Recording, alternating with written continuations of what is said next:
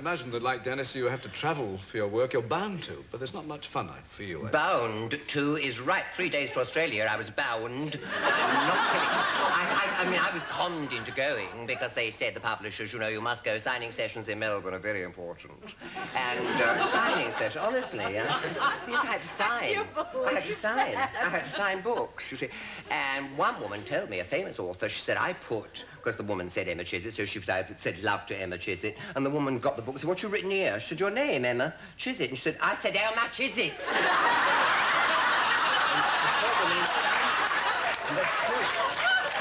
But they sent me to Australia, and of course you are 3 days. 3 days on an aeroplane, which wreaks havoc with the bowels because you don't move. You've got to move, haven't you? And I've asked people, and I've said, have you got the laboratories? Of course I've got the laboratories. No, but the real, no, we're pee. Only a pee. Oh, well, only a pee's no good. And that's all they do on airplanes. They don't want you to do anything else. Aftershave and stuff in there and lovely smells, but it doesn't do any good. And when I got off the other end, I went on television when I was out there. And they said, we have commercial breaks. And I said, I shall need every one. I've taken this terrible laxative stuff. It's awful. I hated every bit of it. So I don't travel much now. When I'm asked to do things, if it's in the locale, I accept. But I'm not going to go tearing off. After all, I'm an old man now.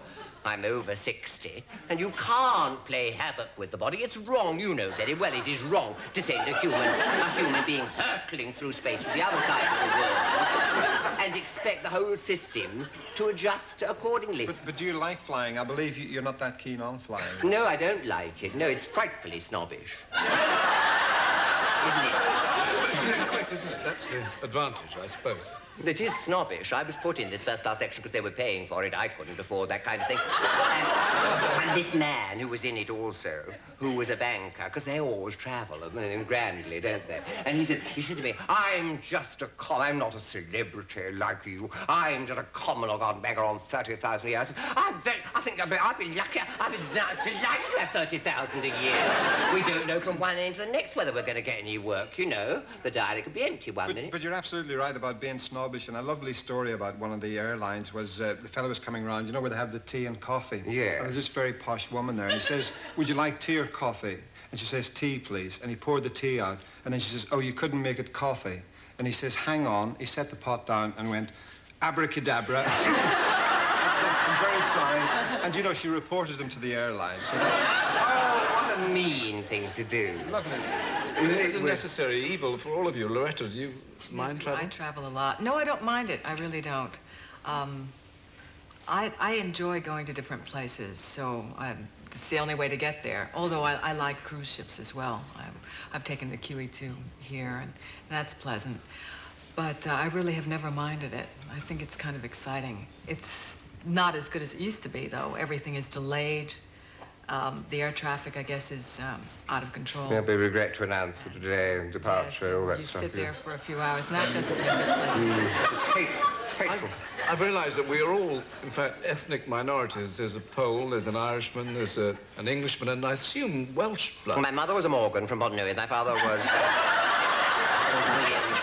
And he was Port Talbot, yes. I do appreciate the melodic quality that is in the Welsh natural lilt. They have a natural melodic lilt, don't they? Yeah. When they talk. I mean, Burton had that marvellous melodic quality in the voice. And Dallin Thomas was a superb broadcaster because the quality of the voice was what attracted you. You actually were... Emmeline Williams is the same. There's a vocal quality which is extremely attractive. They are mean, and of course they're known for that, and they're also known for going back on what they said. That's why to Welsh on a deal is to go back on it. So you will. And that's certainly me. I'm very mean myself. I watch everything, believe me. Oh, yes. Burglar alarm on the dustbin. I'm not kidding. Very mean. I don't know for what reason it is that you don't have a television set, whether it's you don't like to watch. I wouldn't concentrate on anything, Michael. I can't have a television set in my house because I would never get anything done. I mean, the things I want to do, reading. I finished that Marguerite Yourcenar book on Hadrian. It was absolutely magnificent. I finished Cronin on Napoleon. It was marvellous. I was interested to learn that he didn't have piles at all. Because the doctor told me that he couldn't mount his horse at Waterloo because of the piles. But the Cronin says it's all rubbish and that he did mount his horse and was indeed taken away on a grey charger. So it's all rubbish. But that's a very interesting book, that one on Napoleon. Absolutely fascinating because when he was dying in agony, rolling in agony on the floor with pain, he actually said to this foul, absolute fart of a doctor, I mean, hopeless man, he actually said to him, I feel there's an obstruction of the pylorus. Now, that is real medical knowledge, isn't it? The pylorus is the gate which opens when the stomach starts to discharge. And when the autopsy was done, do you know, they found the cancerous growth was within an inch of the pylorus. So the man had actually detected his own ailment, and that's extraordinary, isn't it? Yes. And how... You would never learn all that. I'd never learn anything if I was sitting watching television, would I?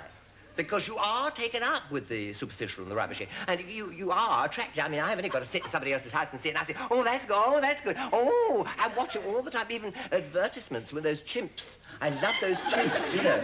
I think it's fascinating stuff. And because it's so fascinating, you get glued. Kenneth Williams, thank you very much indeed. Was that name? And Loretta Smith. And Dennis Taylor.